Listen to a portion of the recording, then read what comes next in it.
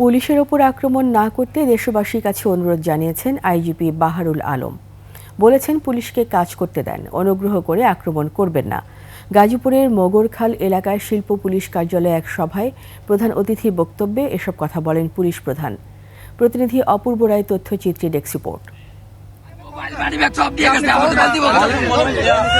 গত 6 মাসে সারা দেশে 225টি মব জাস্টিস সহ হামলার শিকার হয়েছে খোদ পুলিশ। বেশিরভাগ ক্ষেত্রেই মব তৈরি করে পুলিশের উপর হামলার ঘটনা ঘটেছে।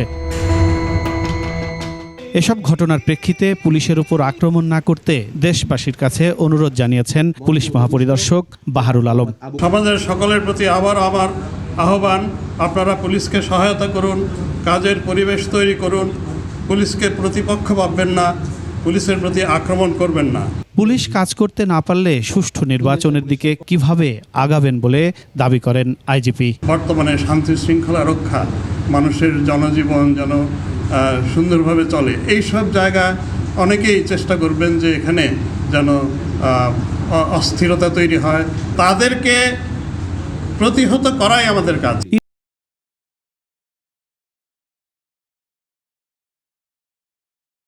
ঈদে মানুষের চুরি ছিনতাই সহ জনগণের নিরাপত্তায় সারা দেশে বিশেষ নজরদারি থাকবে বলেও জানান আইজিপি। যেন কোনো বিঘ্ন না ঘটে তার জন্য শিল্প police, traffic police, Gazipur metropolitan police এবং ঢাকা মেট্রোপলিটন পুলিশ নিরলসভাবে কাজ করে যাচ্ছে।